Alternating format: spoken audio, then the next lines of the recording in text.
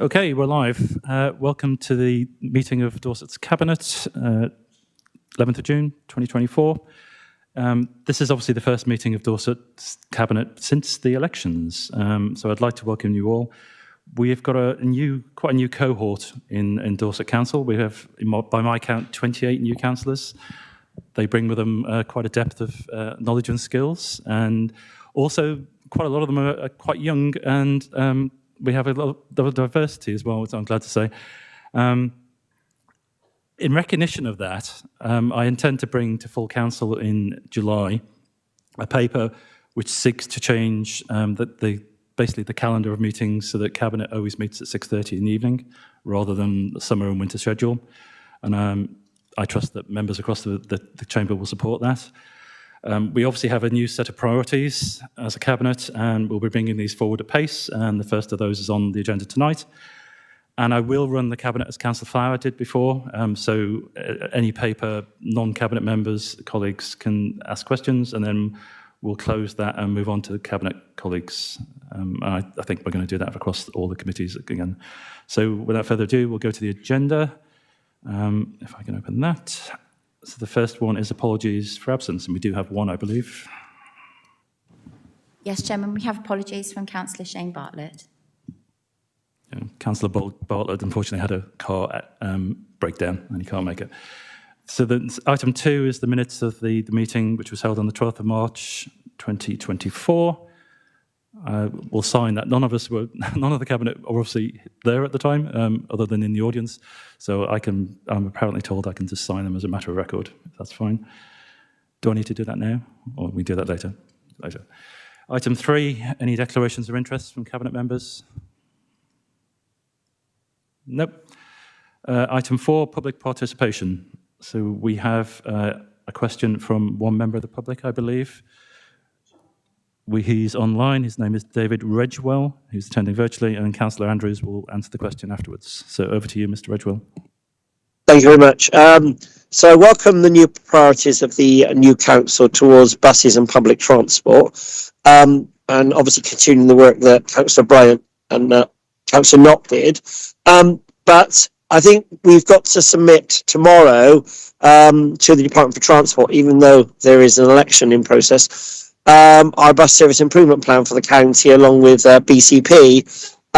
So my wondering from Dorset Catch the Bus campaign and South West Transport Network is how the new council will work with passenger groups to improve the bus network, how the review will go forward in looking at the villages and routes that don't have services now, and how we will also work with Western Gateway and the Peninsula Transport Boards to make sure we have cross-regional connectivity and also into Hampshire to make sure that our buses connect with our coach services and also with our rail services. So we welcome the priority of the council, but just wish to know how it intends to carry out the work to make sure that we have a bus network that connects all of Dorset and Dorset to the rest of the southwest of England into Wessex.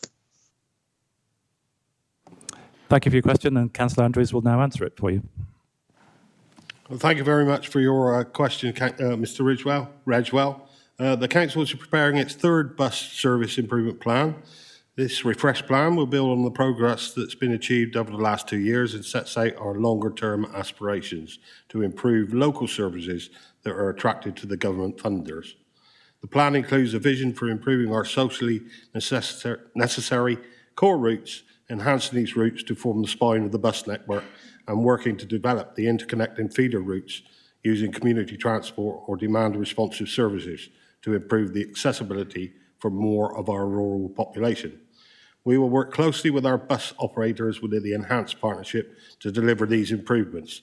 This plan will be published and made publicly available on the Council website in accordance with the timescales agreed with the Department for Transport. Thank you.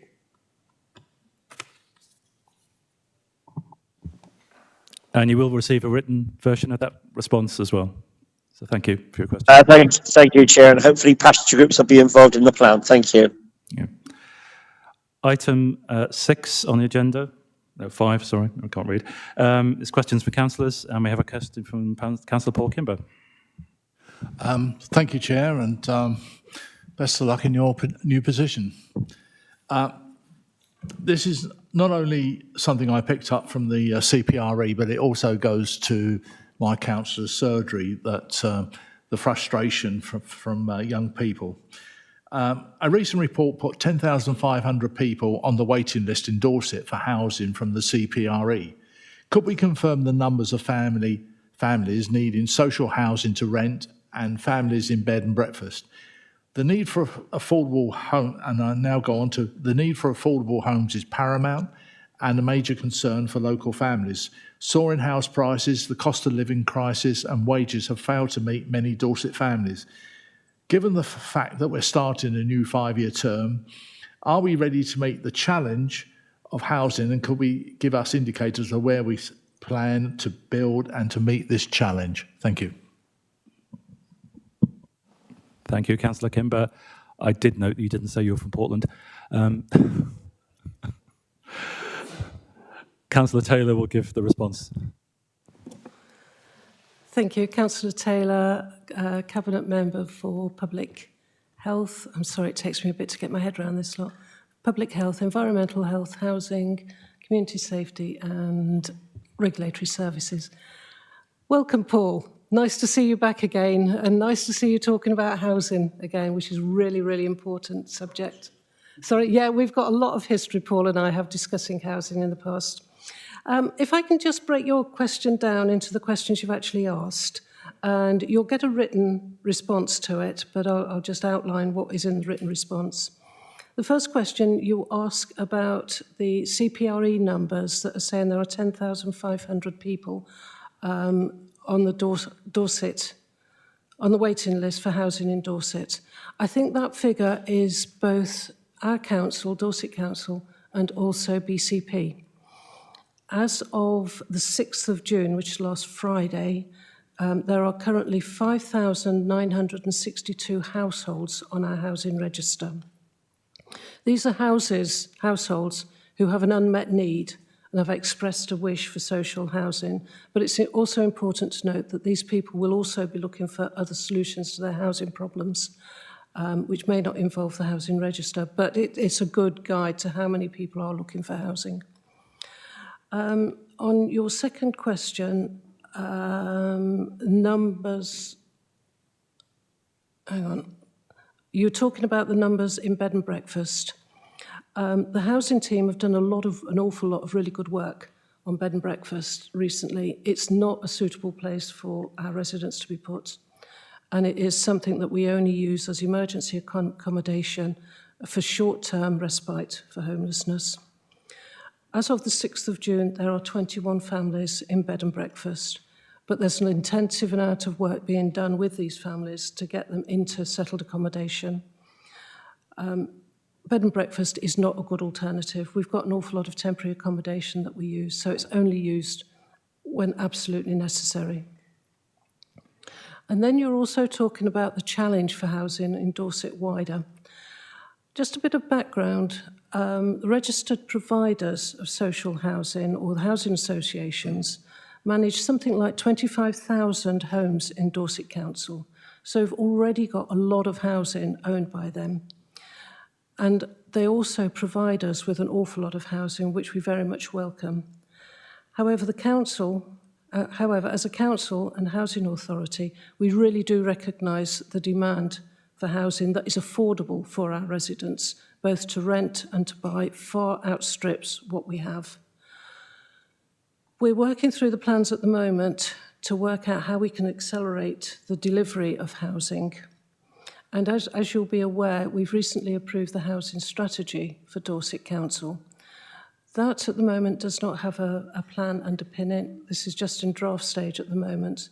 And I'm hoping to bring the plan forward later on this year in the autumn so that we can look at how we're actually going to fill the gaps. I think it's important that we leave housing associations doing what they do best and basically work as a council on the areas that we can pick up and help them to deliver the housing. I think what is really important on this is that we've got such a dire shortage of housing in Dorset generally that we should only be looking at turning down housing applications, housing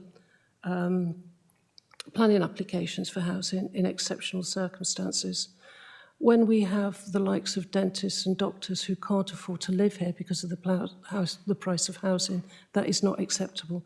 And I think as 82 councillors across the piece in Dorset, then we have to make a difference as a council, and we cannot afford to turn down housing applications, except where there is really good planning need for it. I hope that's all right, Paul. If you want to come back to me or talk to me later, that's brilliant. Sorry, Councillor Kimber. Thank you. Thank you, Councillor Taylor. Councillor Kimber, you may have a supplementary if you wish. No, thank you. That's very explicit. And also, I welcome the report that's going to come through later on. I mean, when I put the question down, I really wanted it to be, if you like, the start of a big major debate, and I realised that I couldn't kick all the goals like England will do, but that we actually get the process going. And I know this council is a caring council, and it will be in your hands, and you've got a big job to do. Thank you. Thank you so much for that. But I think what is critical is that we take all the members along with us. Thank you. Thank you. And moving on to agenda item 6. Sorry, my screen needs to be bigger. There we go. Forward plan. There have been some changes to the published agenda item. Can I confirm my colleagues have seen those? Yeah. I guess one of the biggies is Diners Hollow, which is quite a high risk to the council. I'm glad to see that on there. Any comments on the forward plan? No? Okay. The next item is the first paper on the agenda is the cost of living support. I'm very pleased to see this on here, and it'll be introduced by Councillor Ryan Hope.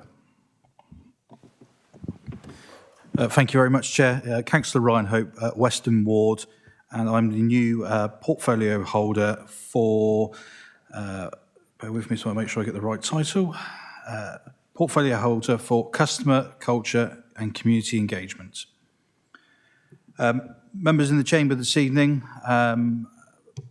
this paper will be no surprise, I'm sure, to many of you, as was publicised by the Liberal Democrat group in the recent local election as a top priority should we take the position that we now hold.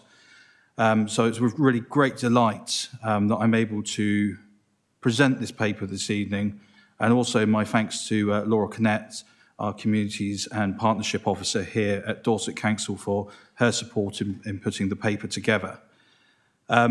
Just want to outline a few things and clarify a few things around the recommendation if I can, and then I might hand over to Laura to cover any points, Chair, if I may, that I missed before we invite members to speak. You'll see, members, that the recommendations here are split into 4 points. Point 1 is very much for noting the activities of 23 to 24 and the outcomes achieved. And you'll see within that paper that there's been some very, very good outcomes. One of the ones I'd like to highlight is the additional specialist debt support officers funded and employed within our strategic partners, which is the Citizens Advice. And this has helped them support over 298 clients with specialist debt, energy and costs of living advice. And it's brought an additional just over £250,000 in financial gains for our most vulnerable residents. Point 2 of the recommendation is for Cabinet to agree and earmark £2 million from our council reserves, and that's this year's reserves, because currently this isn't a budget line sat within the budget that was left with this administration. That will give us £2 million to continue a scheme of work up until the end of this financial year. Point 3 is for Cabinet to delegate the authority to the portfolio holder, being myself, and the community engagement, to agree the targeted programme of works which the money will be used to spend on. And we're going to involve the Place and Resources Over Committee in generating this programme of works, because it's very important that we do get cross-party working on this paper to ensure that we hit all residents in our community and, of course, those that are most at risk with cost of living crisis. And then point 4, which is key, because none of us want to be in this situation again, and is that Cabinet will agree to incorporate this piece of work in our budget setting process as we look to set next year's budget. I'm going to ask Laura if there's anything else, Chair, if I may, to identify within the report, and then willing to try and take any questions. Thank you very much, Councillor Hope. I think it's keen to say that we, the Liberal Democrats, have asked us to put to ensure that any future funding goes a lot more out to the voluntary community sector, who continue to support Dorset Council with the front line for the cost of living. So any programme we do develop will be a bit more of a mix between supporting gaps within government provision and supporting our voluntary sector organisations. I think one more thing just to highlight is that some of the data in the report does really identify that, such as the food banks, social supermarkets are reporting a much higher usage than ever and are really, really struggling to keep up demand. And though the national energy cap has come down a small amount, it's still significantly higher than 2020 levels. And most importantly, all targeted government energy support ended at the end of March and this year, and food costs on average 30% higher than in July 22. Those are the main extra points I wanted to add to enable members to make a decision. Thank you. Thank you, Laura. Councillor Hope, do you want to add anything? Or we go to questions. So, okay. Can I seek a proposer and a seconder? So, Councillor Richardson and Councillor Hope. Robinson, sorry. Okay, we'll open the floor to non-cabinet members. Councillor Kimber was first, Councillor Jones is second, and we'll carry on from there. Councillor Paul Kimber, Portland. This is a report that I actually welcome. Forgetting the party political broadcast, but I welcome it for the families of our community in and around Dorset, and I know Weymouth and Portland, and I know also from the food banks how at times they are particularly struggling. Can I be assured that the news of this will go out and reach our communities any and every way you can? Thank you. Councillor Jones. Thank you very much. Just bear with me because I've got a few points, and I speak from working at the ground level with families that have tremendous disadvantage, normally about 380 families at any one time. First of all, I note that grants will be supporting food banks, social supermarkets, but it also mentions community fridges and pop-up larders, but these are not targeted. In my experience, the community fridges that I know of, mostly it's the volunteers that dip in and out of those. The pop-up larders, they're not targeted, they're not offered any additional support at all. And I think with the way things are at the moment, we have to be really specific in the way that we target. We can't afford to do everything, and we really need to target. The emergency local assistance commissioned by adults supporting people in crisis, I'd really like to know a little bit more about that. Literally not a week goes by when we don't have a phone call or request from a GP surgery, the volunteer centre, and it's generally somebody that's come home from hospital or is on their own with dementia, with no food, can't cope. They don't have access or the capacity to give any money, and it's something we're picking up all the time. And at a recent meeting, when we were discussing how we as a community could help these situations, it seems to me that there's a lot of people commissioning help, but very little happening at the bottom. And it's the people at the bottom that are actually providing 4 to 5 visits a week, which is what we do, and so on, that we need the funding in that respect to help from a bottom-up approach. And finally, the targeted support vouchers. Now, it says it's going to replace the self-referral scheme. I'm wondering, I'd like to know who the nominated referrers are, because I'm not sure that they are necessarily the right referrers. We need to have a closer working relationship.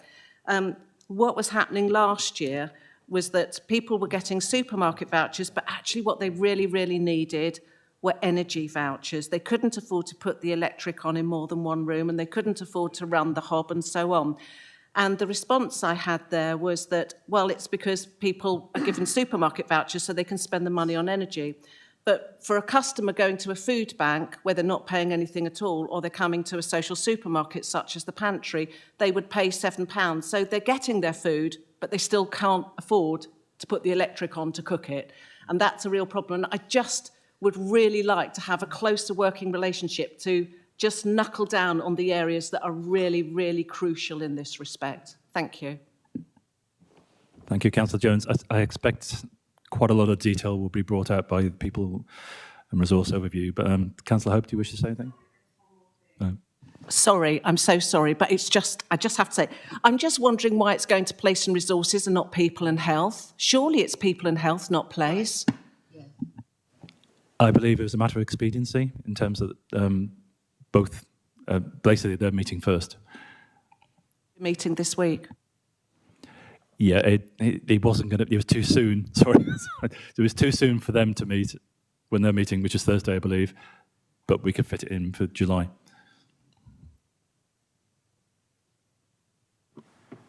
Thank you very much, Chair. Just to pick up, first of all, on Councillor Kimber's question, absolutely comms will be a yes. We'll make sure that this message gets out to everyone via many different channels. To pick up on Councillor Jones's questions, if I can, and hopefully I'll cover all of these. And I appreciate her questions, as I know that she does a lot of work around food security in her community. I think, first of all, the question on why place and people's overview, and that's because we couldn't get it to the agenda next week for health and scrutiny.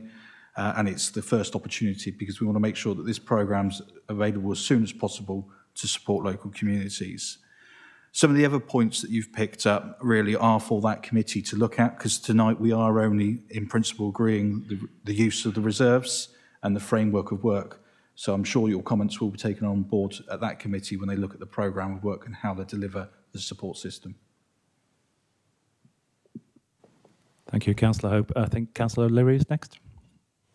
Thank you, Chairman. Firstly, I want to say a thank you to the previous Cabinet member, Laura Beddow, who did an awful lot of work on this subject and the original fund. Is the plan for this fund going forward to be a yearly fund, or is this another one-off? As I obviously wouldn't want you folks to be in the position where you're accused of lying over cutting of this fund, as that would be a very difficult situation, wouldn't it? So what's the future of this fund going forward? I can answer that. As set out in the paper, it's a one-off and will embed anything going forward into the budget process for next financial year. Councillor O'Leary again. One more supplementary. So if it isn't included in the budget, and this is only a one-off fund, would that therefore be a cut?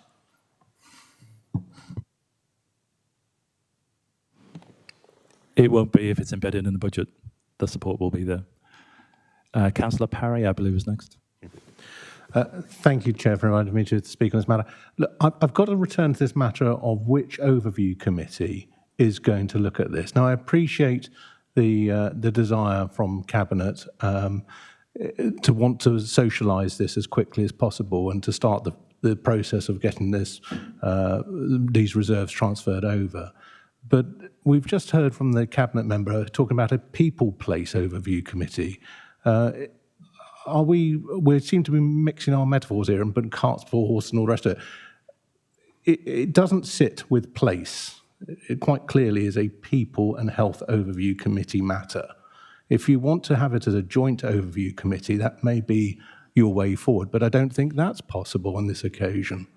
So I'd like some clarity on it. It may be that we have to just take a little bit more time to get this navigated the right way through council, and that would, of course, be acceptable to all parties, I hope. Councillor Hope is going to answer, I think. Thank you very much, Chair. I do apologise, Councillor Perry. As per recommendation 3 within the paper, I can confirm it's the Place and Resources Overview Committee it will go to. And I've got Councillor Northam is next.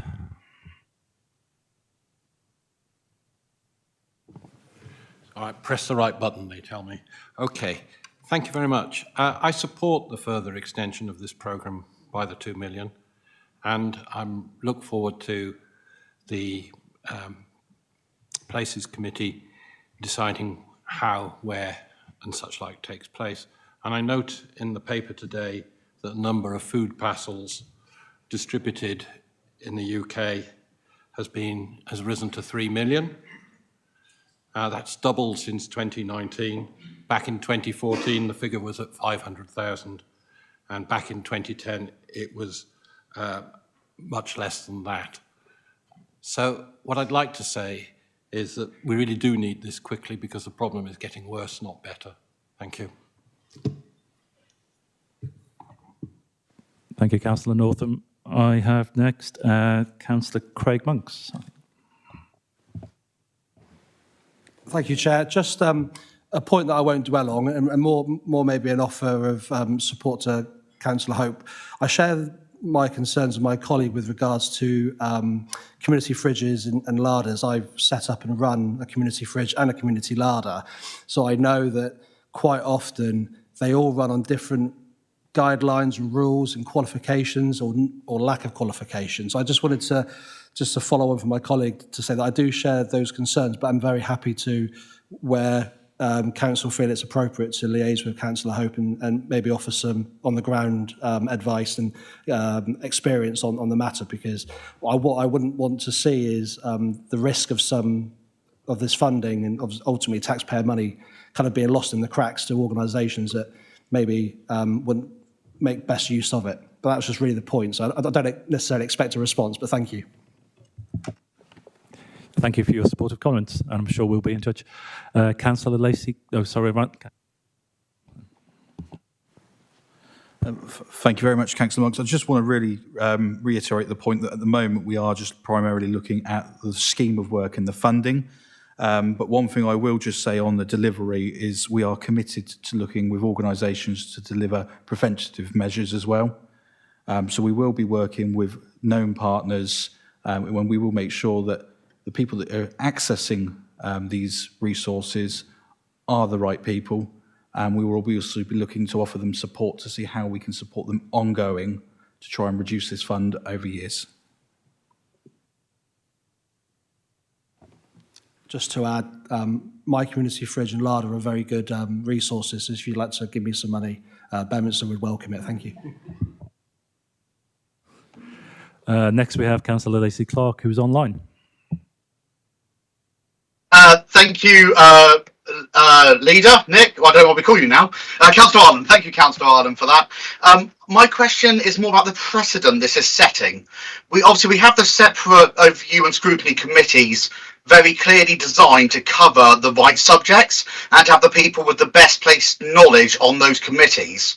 By choosing to not follow the system we have in place and to go to the one that is the closest and most convenient, will that be what's going forward with this administration? Will we not be following the correct usages and going to the right committees, but instead going to the ones that just are easier and work quicker? I understand it's expedient, but do it once, do it right. Was always the way I was brought up. Can I like your comment on that? And Councillor Hope again.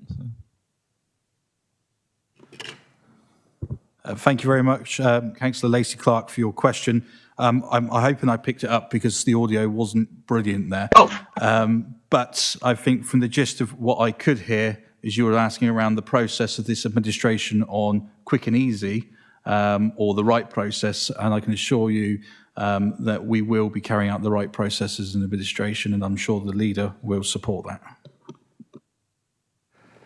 Thank you, Councillor Hope. And we have Councillor Suttle, I think. Thank you. I suppose the question really is, given all the information we've received this evening, particularly from Councillor Jones, the demand, and we've just heard from officers that demand's increasing. So it makes me ask the question, why £2 million? Did you just copy us, or did you not think that you actually needed more? And if you do, will you be considering that? That's a fair question, and it's probably, we probably did copy you, to be fair. So. No, that's fine. £2 million is a lot of money. As you say, it may not be enough. We also have to take this out of reserves, as you're well aware. So 2 million seemed to be a reasonable amount at the time. I'm sure that going forward, if situations so dictate, we may have to look at this again. But I hope we don't. I hope we do enough work going forward with Laura Canet and the team across Dorset Council that we identify where we can spend it most equitably and to the most effect. And hopefully, if we have it in the budget process, we'll manage that going forward. And who knows how much it will cost then, but yeah.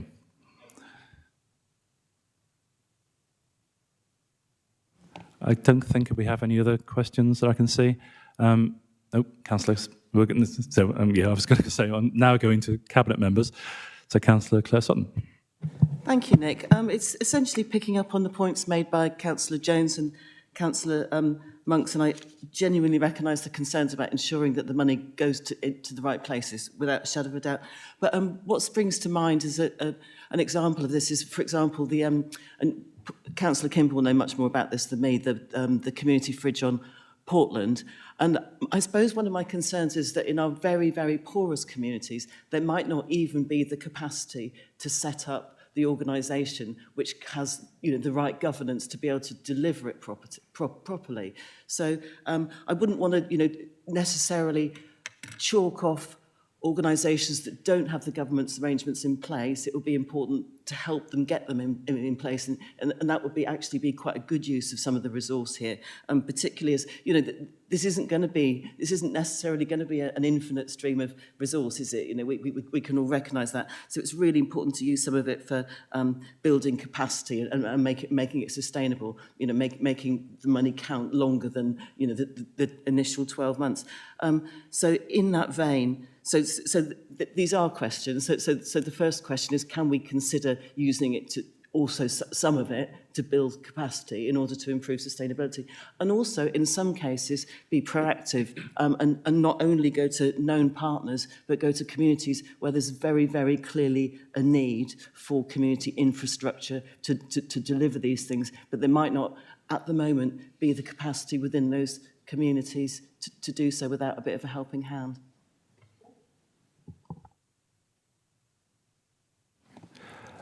Councillor Richard Biggs wants to speak. Okay, so Richard Biggs, Deputy Leader, Property Assets, Environmental, Economic Growth and Levelling Up. I hate that word, levelling up. I don't know if I could get rid of that. Clearly the need is there. It's very sad that need is still there, and it's needed throughout the country. We're not out of the woods by any means, and whoever wins the next election, things are still going to be extremely tough for many in our community who are really struggling.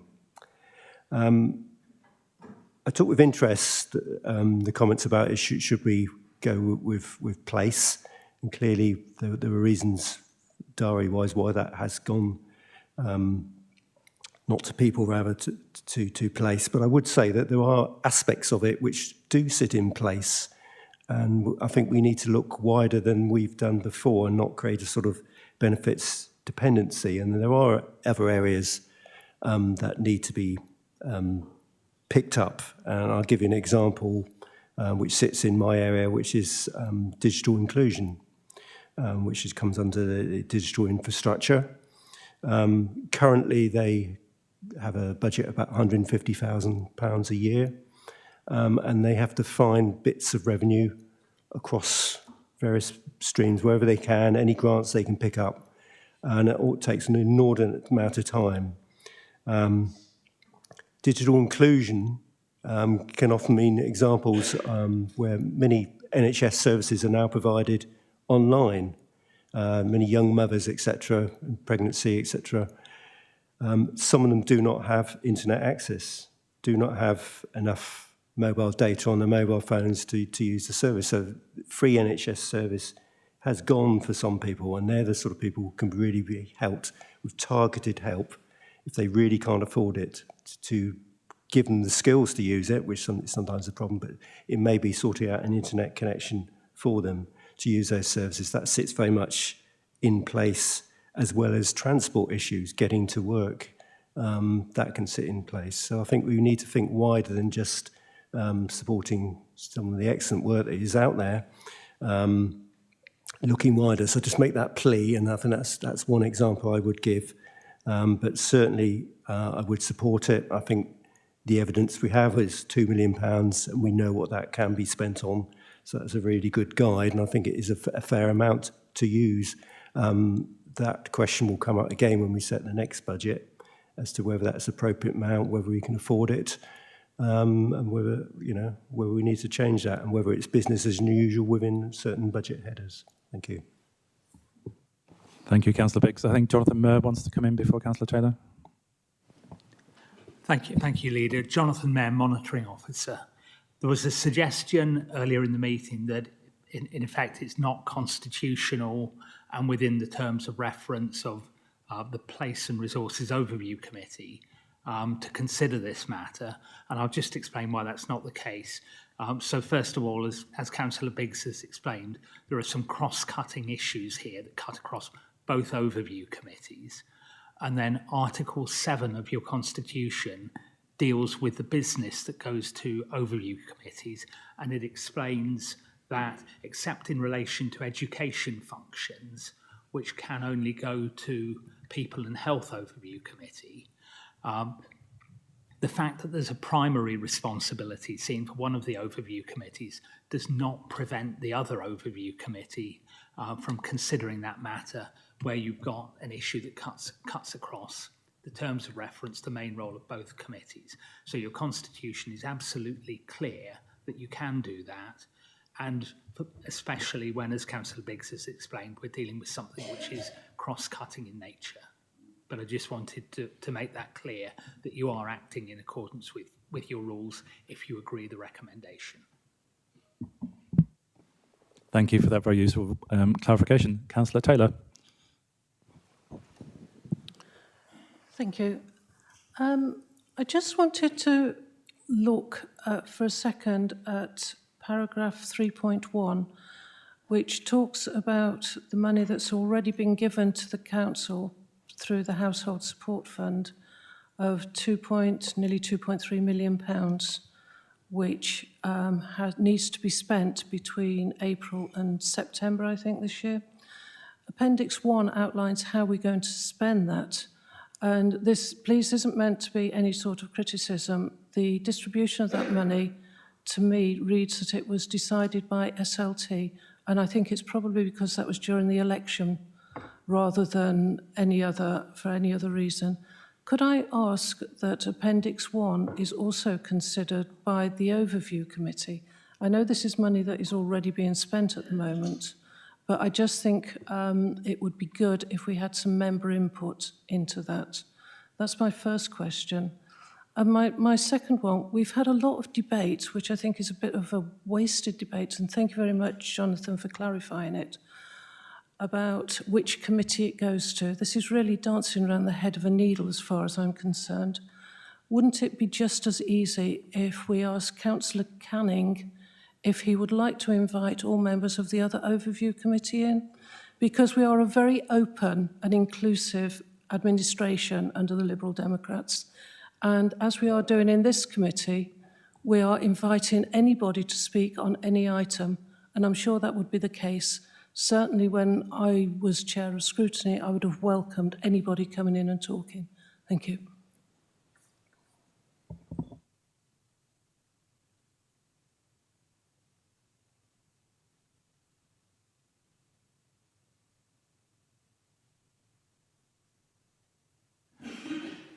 Councillor Azad, you're out of, it's cabinet members only. So, the advice I've been given is that the Appendix 1 should probably go to scrutiny to be looked at. I don't know if Jonathan Murr wants to comment, because it's retrospective. Although I take Councillor Councillor Canning may wish to involve other members. I'm sure he'd be open to that. He's away on holiday this week, but I suspect I won't get an answer till the end of the week, but I can ask him. I understand the comment about it going to scrutiny, but I think because we've got another amount of money that is being added to it, it needs to complement. Therefore, we need to be sure that what we're doing is correct. I know it's a bit of a difficult one. Thank you. Thank you, Chair, for allowing me to comment. So the 2.294 million has already been spent. That's the money that's already had. We've got an additional sum from April through to September when the scheme finishes this year. That's a delegated function that comes as a direct grant that comes from government. So whilst the 2.294 that's been spent, you could look at the outcome of that. I would suggest that's a scrutiny function, not an overview, because you're not taking any decision otherwise. There is nothing for you to do. It's been spent, it's gone. If you wanted to look at where the money is going over the next 6 months, that's something you could take to overview, but I would say we're already committed. I mean, the spending for this summer is already in plan. I can see nods from officers to my left, your right in terms of that, so it's already committed. So maybe a scrutiny review of that. Of course, that will all depend on whether an incoming government after the election decides to continue the household support fund beyond September, I would argue. Otherwise, it's a bit of a moot point about what we might not do in the future because we don't have that, if that makes sense. Okay, thank you. Any other Cabinet colleagues wish to comment? I don't see anybody. I think there's a slight concern that the recommendation wasn't read out properly. If I just read out recommendation 3, just for clarity. So that's authority be delegated to the Cabinet member for customer, culture and community engagement to agree the targeted programme of work in consultation with the Executive Director of Corporate Development, brackets section 151, and having regard to any views and recommendations of the Place and Resources Overview Committee. Okay, just for clarity. Are there any members of the Cabinet who disagree with any of the 4 recommendations? I'd like to take them all as one. So in the absence of any disagreement, I think we can take that as accepted. The recommendation is accepted. Thank you. The next agenda item, if I can bring my agenda back up, is Send inspection outcome and plan, which is a good news story, and I think it's Councillor Sutton who's going to introduce this. Thank you, Chair. Yeah, Claire Sutton, Cabinet Member for Children's Services, Education and Skills. I'm sure we've all read the report, so I won't go on in great detail. Yeah, it's really good news. I mean, the team have been very modest about this, but we're the first unitary authority to receive grade 1 in this particular type of inspection, which is fantastic.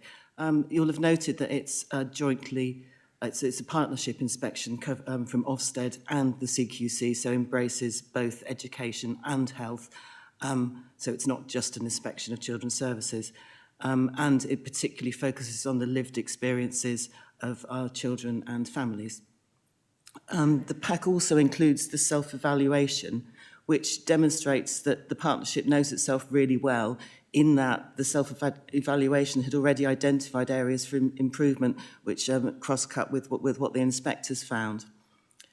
So, actions to deliver on recommendations are already well underway and have been added to the revised SEND strategy due for review this year.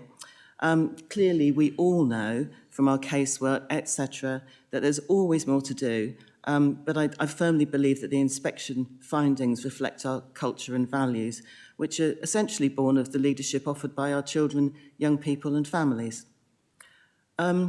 I particularly actually want to thank the Dorset Parent Carer Council, which is our own parent carer forum, which celebrated its 15th birthday last week, which I think is a milestone in itself. And to mention the leader of this group, Leslie Meller, who, having been in post for a matter of 3 weeks, I've already met her 3 or 4 times, so she's everywhere working incredibly hard and doing a fantastic job. So fundamentally, I just want to ask members to welcome the findings and agree to the publication of the self-evaluation and the recommendations. Thank you, Councillor Sutton. Are you prepared to propose that recommendation? Propose that. Councillor Taylor? Okay. I'm sorry. Do we have any questions from Non-cabinet members? No. My cabinet colleagues? Anybody wish to speak? Is everybody? No, Councillor Taylor. Somebody's got to speak. Can I just say congratulations? I think it's a fantastic report and well done to all the staff involved.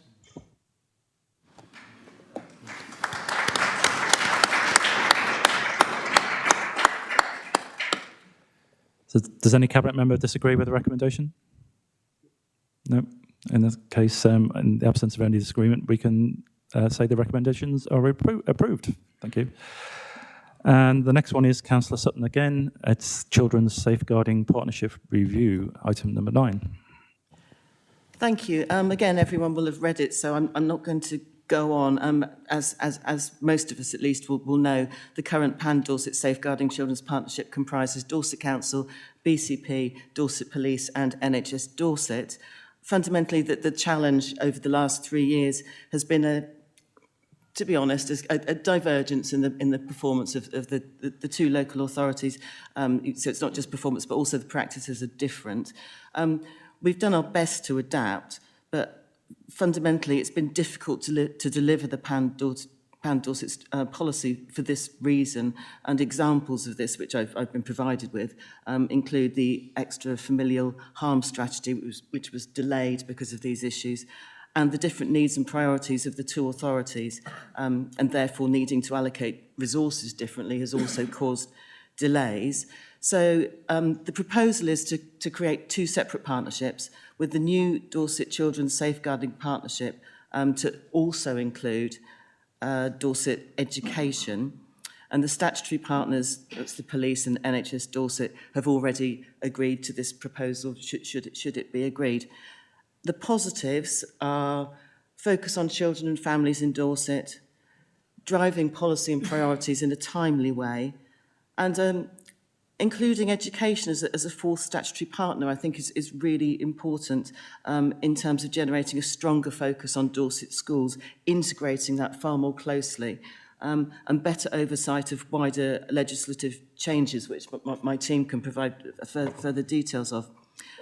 I'm reliably informed that no additional money is required to deliver this, and the partnership has agreed a fair budget split. Some functions, such as safeguarding training, very sensibly will continue, Pan Dorset, and work is being undertaken to ensure that the Pan Dorset website still works. You know, so obviously we don't want any disruption there, but we need to be clear in terms of signposting where there are differences.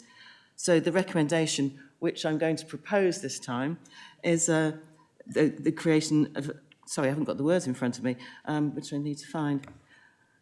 So what we're looking to do is create 2 new partnerships, including the new Dorset Children's Safeguarding Partnership. The boards of both NHS Dorset and Dorset Police have already agreed this in principle. So what I am formally proposing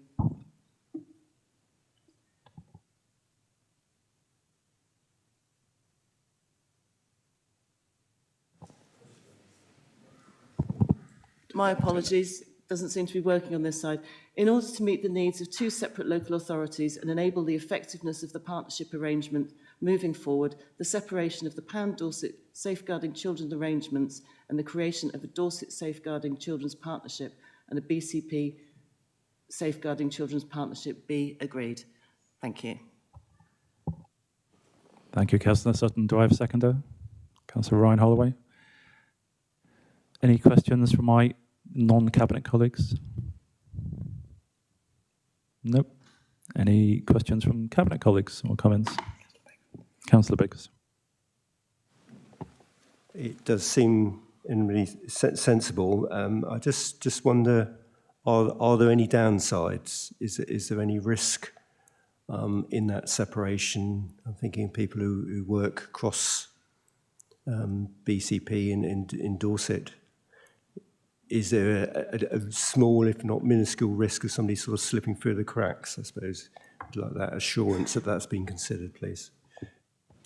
Thank you. Yeah, we've discussed this in some detail. Obviously, I'm quite new to this, so not in the strongest position to be frank to provide the detail. But I'm absolutely confident that's the case. But I'll hand over to the people behind me to give you a more comprehensive and reassuring answer. Hello, Lisa Reid, Corporate Director for Quality Assurance and Safeguarding Families. There has been consideration across the Safeguarding Partnership, which includes our BCP colleagues, and there won't be any considered risks. It just allows both local authorities with the Safeguarding Partners to allow sole focus of Dorset children within the Dorset Children's Partnership, and similarly for our BCP colleagues to do that independently as well. Thank you, Lisa. Does any Cabinet member disagree with the recommendation? No? Okay, in which case the recommendations are carried. We move on to item number 10, which is the Q4 out-term report for the 23-24 budget, and it's presented by Councillor Simon Clifford. Thank you, Chair. Councillor Simon Clifford, Cabinet Member for Finance and Capital Strategy. So this is a slightly odd report in that it's me marking someone else's homework. So this is a year-end report of how the council performed in terms of its budget over the previous 12 months. Having said that, there's an awful lot within this underpins our future sustainability as a council, our future spending and our forecasts. So there'll be an element of both being touched on here. First off, I'd like to give my thanks to all our staff for the work over the course of the year, particularly those contributing in terms of budgets. You might expect most councils with a demand-driven adults and children's services that they would really struggle under the heat of inflation, energy bills and everything else that's been going up that causes our suppliers and everyone else so much pain.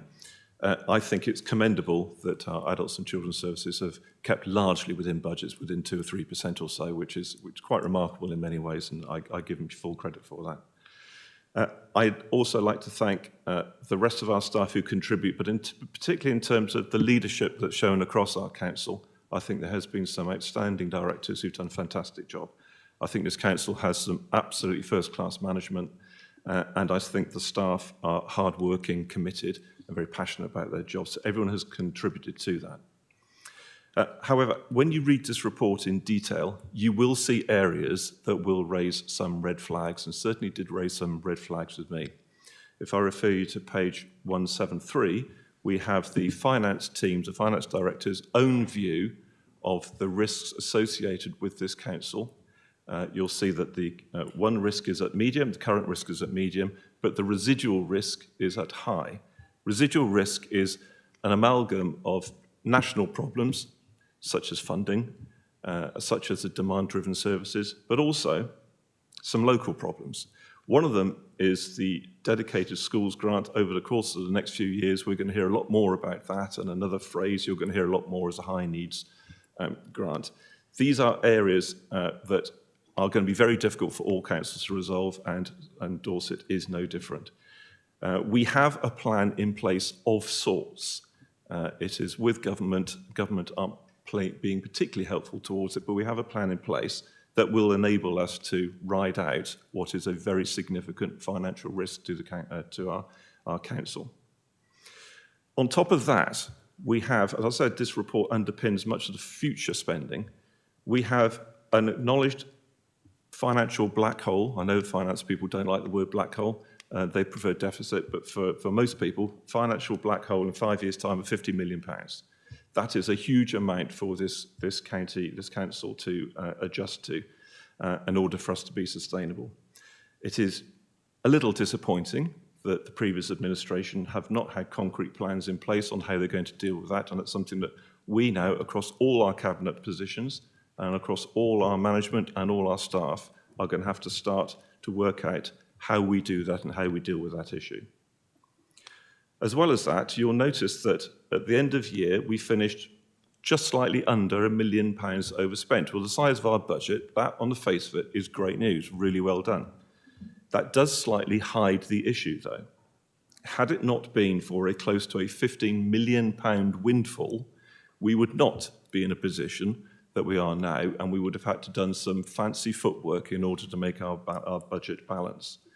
That windfall was very welcome, but is not a regular occurrence. So we have to be careful where we're going with service overspends. And again, we've had a year with services overspending across the board, but a lack of control there that's coming from our political colleagues who are no longer in power. Finally, I remember in February at the council meeting, much was made of an £8.6 million transformation programme that was going to take us into the promised land. It was going to make our budget balance, and we were going to take the money out of reserves in order to cover it. I can remember at the time the now leader of this council asking pertinent questions such as what's going to happen, where are the cuts going to come, and how much this money is going to be spent. The answer was, don't worry about that, don't worry, all's in order. We Tories have got a great track record of delivering transformation, and we will do that again. Sadly, that is not the case. As I came into my brief, I've only been in it for 3 weeks, and it was almost on the first day I realised that there is no plan to deal with this £8.6 million hole. No plan. Something that the party opposite like to bandy around at this time of year.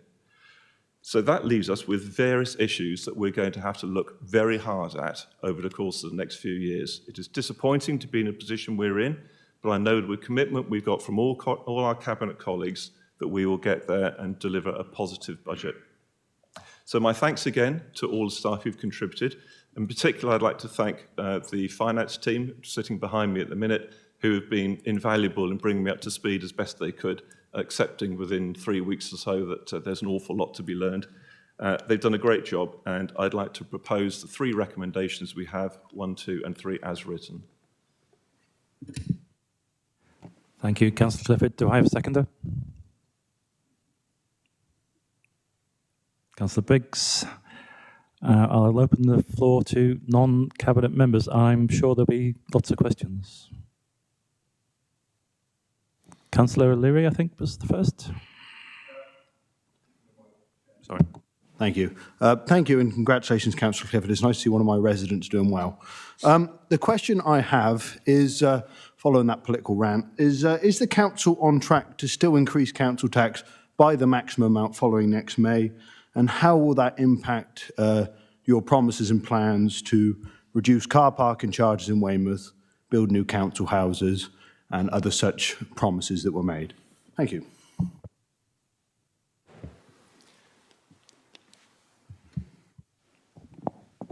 Yeah, I'm not sure what that's got to do with the outturn, but that's a future budget.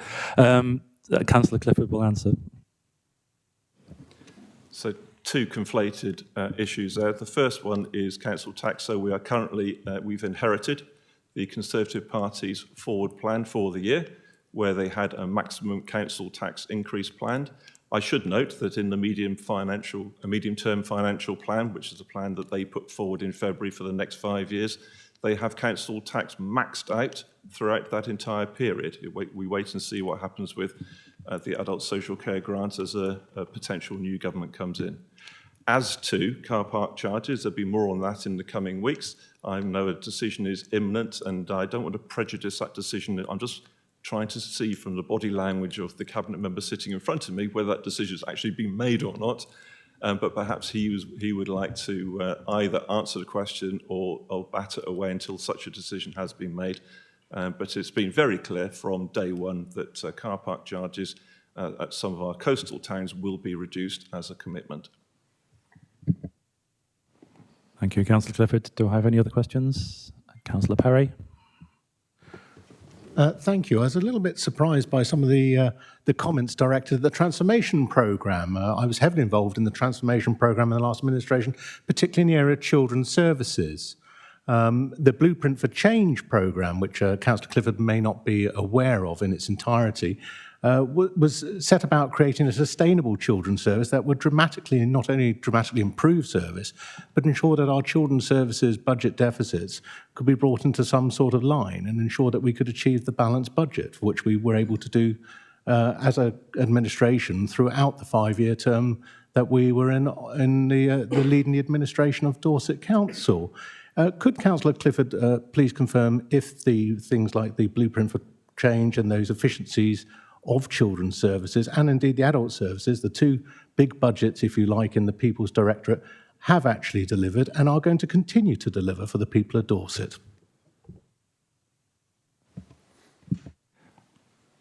Councillor Clifford was obviously referring to the Our Future Council programme, which, when initially presented, was £12 million, I believe, back in the end of December. And then we had a Brucey bonus from the government beginning of January of circa 4 million. So it changed to about 8 million. But I distinctly remember asking the question, I think, to Councillor Haynes, who is on the call, what was the plan? And the plan was, we'd tell you at some point in the future. But I'll let Councillor Clifford continue. I'd just like to add that I was at pains at the beginning of my introduction to point out the success of the adults and the children's demand-led services and how well they'd remained as much as possible within their budget. I think it was a less than 3% overspend. Any other questions? Councillor Suttle. Well, as it's my homework you're marking. First of all, I don't envy you the task because at every meeting I always said our problem is that this council remains underfunded. It doesn't matter who is in central government, it's a decades-old problem. You talk about 50 million, that medium-term financial plan has shown more than that in the past, and we've been moving it along each year. We've already taken £100 million out of costs, which you're well aware of, and we would have continued to do that. Our Future Council programme is a necessity. You know what pressure, you're experiencing it now. Nothing has really changed, but other than the administration. You've inherited the same problems I had. I think it's unfair to criticise us because you're saying that we've left you in a poor condition. That's not true. We've left you in a robust position, and you have significant reserves, and you can move forward. Obviously, the way you move forward will be different from the way we would have moved forward, and I respect that. But it's not fair to say that we're leaving you a £50 million hole, because that hole has been in place ever since we started, and we have been trying to address that. If you listen to YouTube, which is, then you will see that I've said, we are not trying to address the in-year problem as much as we're trying to address the medium-term financial plan and the projected profit. We have been well aware of this throughout. We've made huge savings. We've put in transformation in place. We've done our absolute utmost to ensure that that money is moved down the line. You will be no different. I hope in 5 years' time, when I'm marking your homework, I will be able to say similar. But I hope I won't be able to, because I want you to succeed. We all want you to succeed. And I believe that most people in this chamber wanted me to succeed because it was for the people of Dorset, not for party, not for politics. Is to ensure the people of Dorset had a reduced council tax burden, which was almost impossible to do given the shortages that we were faced with each year, and a security of future for Dorset as a council. That was always our aim, and I know that it's your aim. Now, I don't want to fall out with you, but don't talk to me like that before again, because it's just not fair, and you know it. Thank you. Thank you for your comments, Councillor Suttle. Councillor Dickinson. Thank you very much, Leader. Could Councillor Clifford, another resident of mine, could he tell me whether or not he's to go ahead with the 15% reduction in executive pay?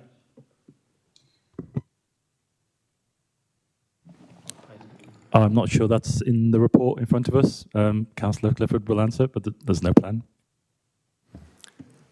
I'd be happy to listen to a proposal if that was coming from Councillor Dickinson. I've not proposed it myself, and it's not in our report.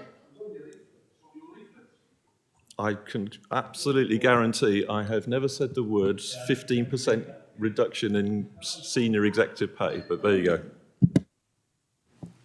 We're not getting into debate about who said what on what leaflet. Thank you. Was there somebody next?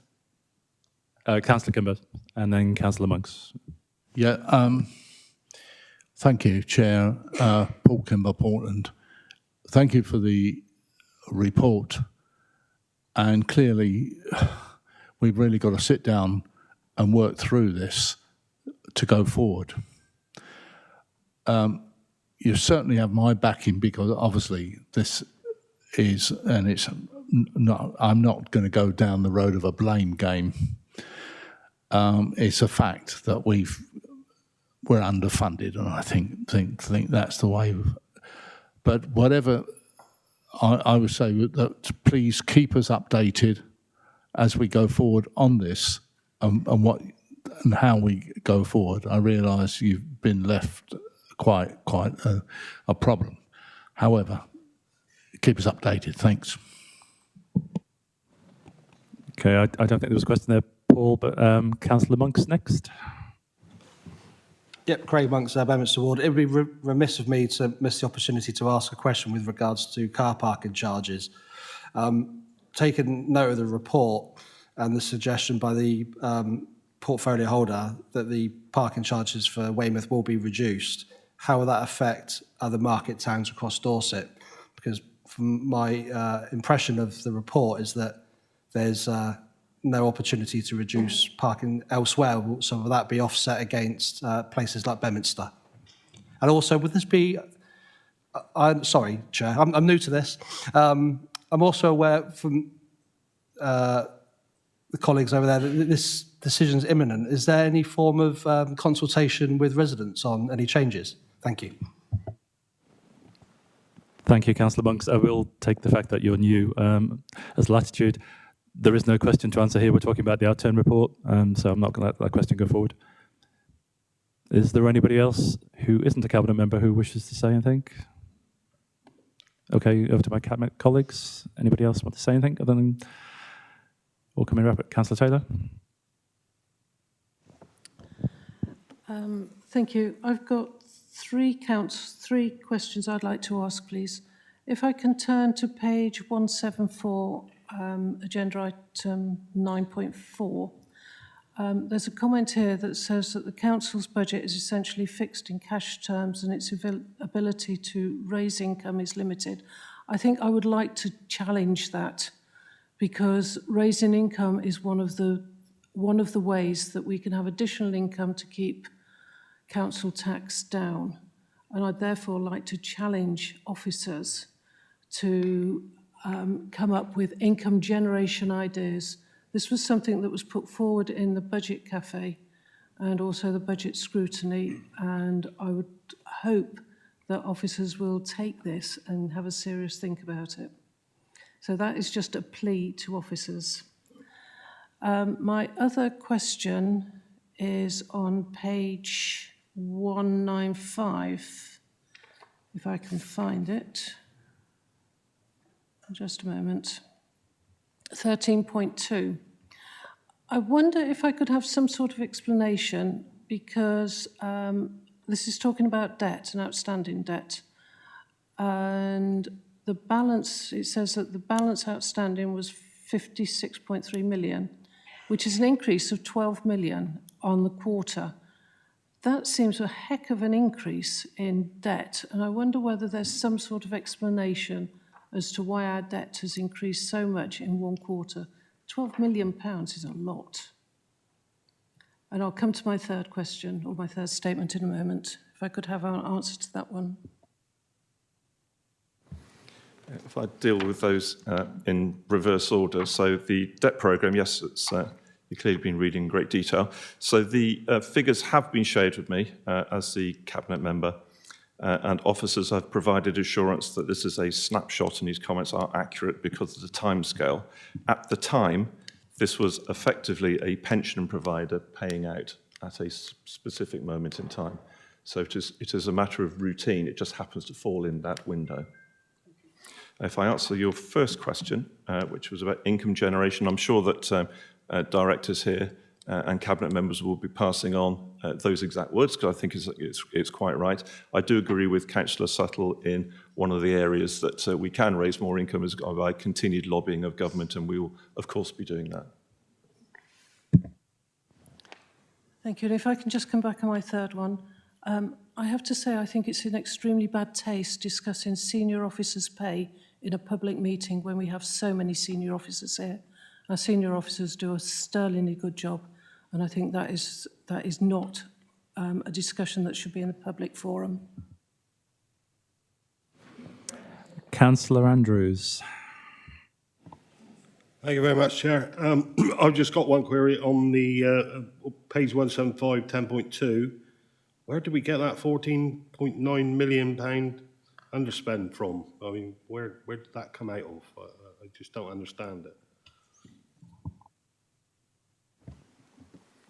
Thank you, Councillor Andrews. So it's fortunate that we've got two of those extremely competent finance officers sitting behind us. In my very simplified version of that is that this was a business rates provision that was no longer required due to a tight timescale of when it could be applied. But I'm more than happy for one of either Aidan or Sean to interrupt or clarify if I got that wrong. I'll endorse that. Yes, it was at business rates. Excuse me. Essentially, just in a little bit more detail, there's a business rates window, and during the as we collect business rates, we do set aside some of the business rates in case there's an appeal by the business or any of the businesses that are paying those rates. Because if the appeal is successful, then they get essentially refunded the appeal amount. What we've done as we came to the end of last financial year, the window of the appeal period closed, which basically meant that we'd set aside money that was no longer needed to hedge that risk. So we wouldn't have to give the money back to those businesses because they hadn't appealed successfully. So therefore, we were able to put it back into the general fund. So essentially, this is the one-off fortunate amount that we were able to put against some of the pressures that we experienced during the course of last year, as Councillor Clifford described earlier. Thank you. Thank you, Aidan. Any other questions? No? Oh, Richard Biggs. Yes, I'm looking at page 176, 10.7. Children's Services is, as we know and has been talked about, has done a fantastic job in many areas and transformed fantastically.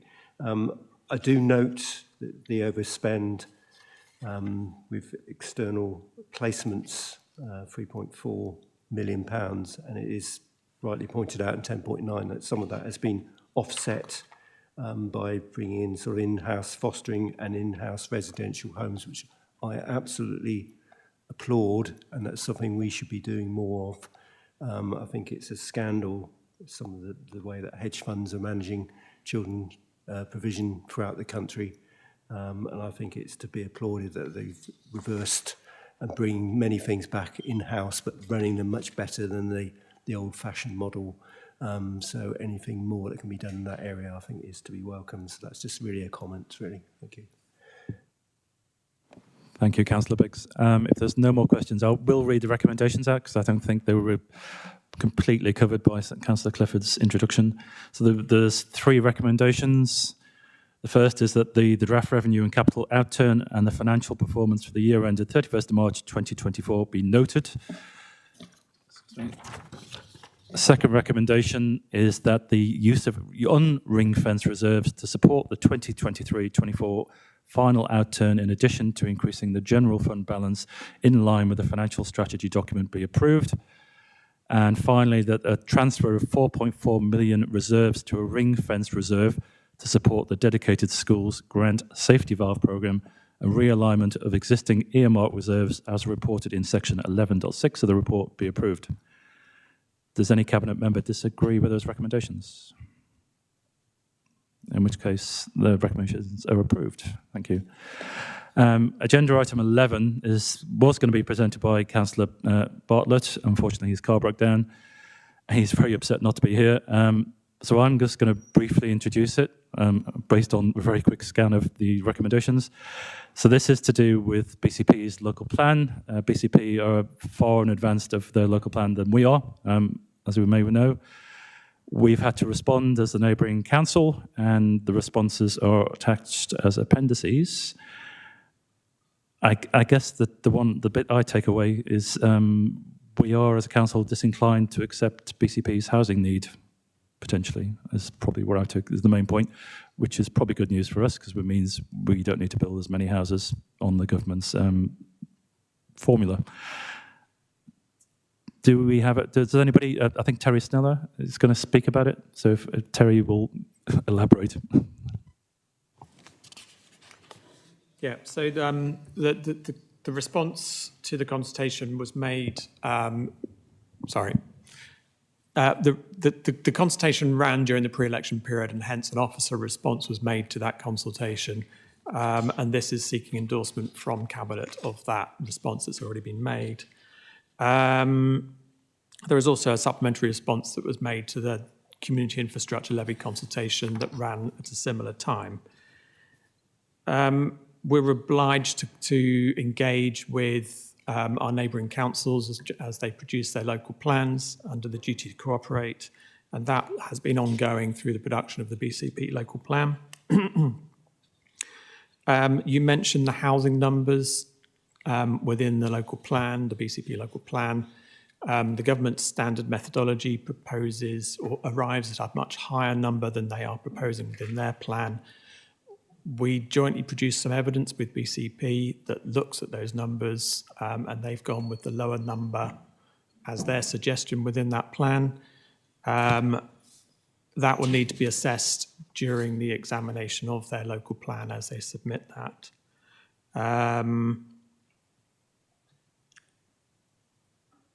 If it's found that they cannot meet or they are not meeting their housing requirement, they will have to either look again at further sites or will be coming to us to ask us if we can meet some of that need under duty to cooperate. The detail is set out in the two appendices. I'm happy to take any questions if there are any on that, on the responses that have been submitted. Oh, there we go. Do we have any questions from non-cabinet members? Okay, Councillor Lacey Clark, apparently you wish to comment? Yes, thank you very much, Councillor Ireland. Is my voice coming through okay this time? Because I understood there might be an issue last time. You can hear me? Thumbs up, great. My question is, while I wholeheartedly support us not taking on a BCP's housing proportion, because we have enough people in our own count within Dorset looking for their own houses, are we in a position to say that when one of the clear pledges that was made before the election was to double the rate at which we build new houses? It strikes me as a bit of a contradiction there. If we're doubling the rate of building new houses but don't want to take on their supply, does that undermine our argument slightly?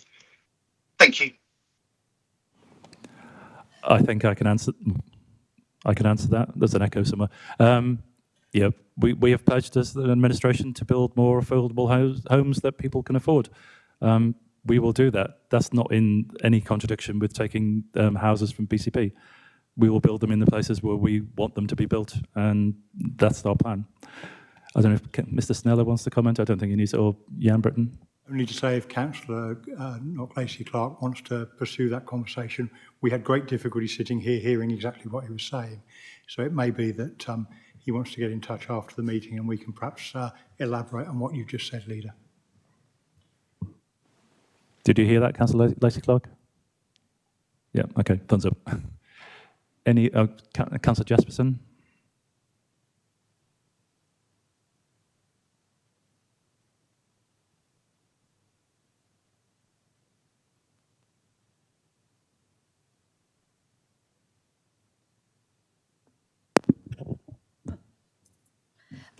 Can I just ask for clarification through the chair to what Mr. Sneller just said with regard to the BCP housing numbers? I think I heard you say that BCP were looking for a mechanism to reduce the number of the housing numbers lower than the government standard methodology. and that we, in our response, have supported them in that. And then I think I heard you say, but the consequence of that might be that we have to pick up some of the, if then they've gone for lower numbers and then those numbers are rejected by the government, we would have to pick up some of that. So why did we support them in that then, if the consequence of that could be that we have to pick up their housing numbers, which is the thing that we've been most assiduously trying to avoid? Yeah, so jointly with BCP, we produced some evidence which looked at the demographics that underlie the housing numbers using the standard methodology that the government require us to use. There is provision within national policy that if local circumstances suggest that there is a reason to deviate from that, that through evidence that can be done, that will be examined at the examination of the BCP local plan. We're supporting that approach of reducing their housing numbers because the demographics and the joint evidence that we produced suggests that there is a reason to deviate from the standard methodology. However, if it is found that they should be using a higher housing number, then we will have to have, through the duty to cooperate, we will have to consider whether we can meet some of that need in Dorset.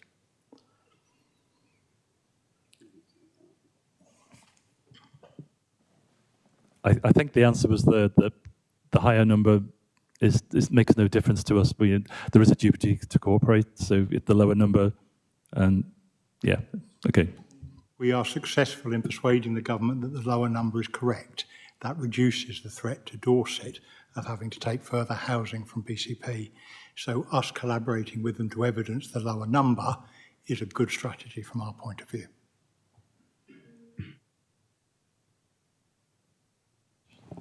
Councillor Jesperson, do you wish to come back on that?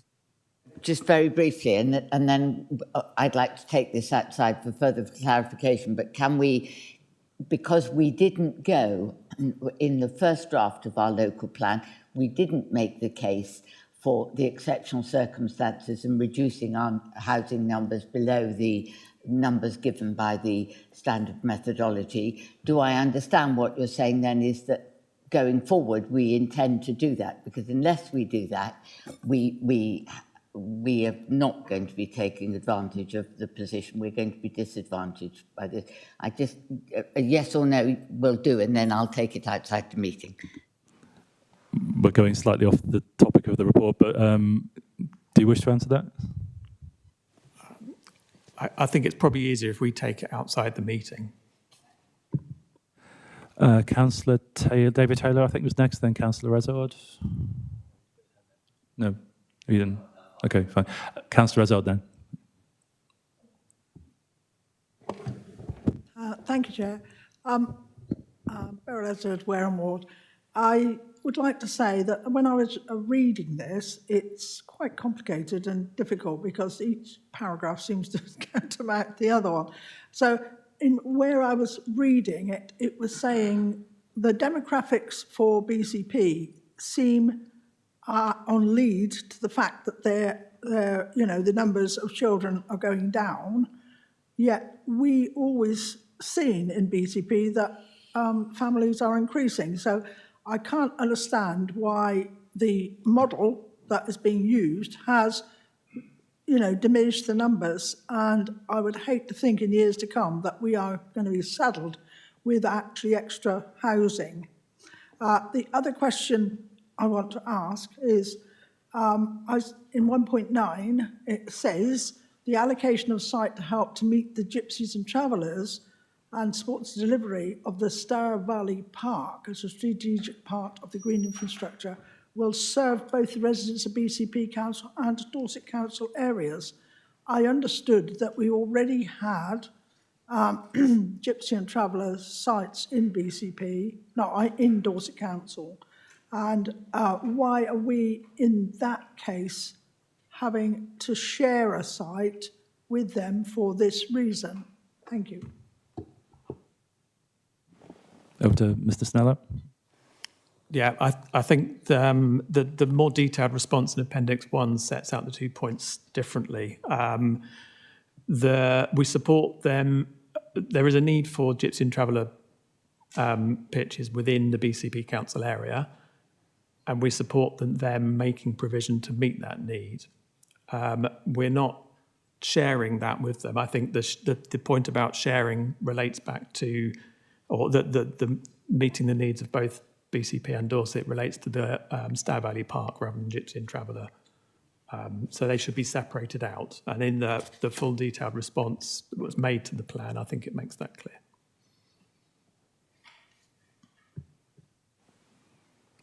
You okay with that, Councillor Hazzard? Yep. Well, it was just that the first kind of question statement I made, there was no response. So what about how did you come to the demographics that the BCP area is reducing in birth rate? Thank you.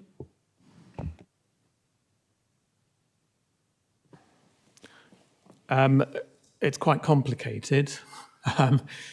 The standard methodology that we're required to use by government uses 2014 household projections.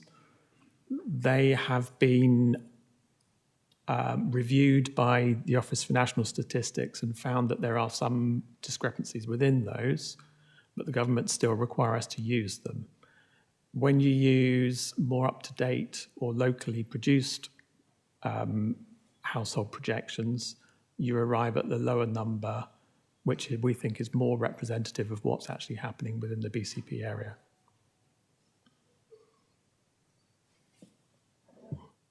Okay, I think we'll draw that. Oh, Councillor Perry's just jumped in. Okay.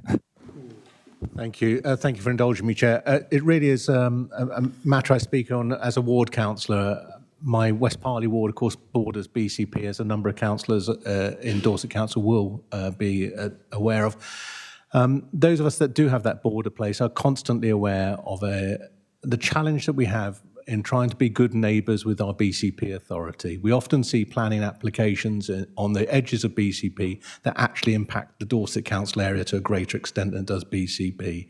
I'm very conscious that their local plans probably need a higher degree of scrutiny than perhaps we could afford in this forum. And if I may indulge, Chair, I'll make a request to yourself. Could we organise some sort of working party or briefing, maybe all councillors, but particularly those of us who have wards that border the BCP area, because we really need to understand the technicalities of this. Yeah, I think we can do a briefing, is the words I'm hearing. Yeah, okay. I'll open it up to Cabinet members now if you wish to comment.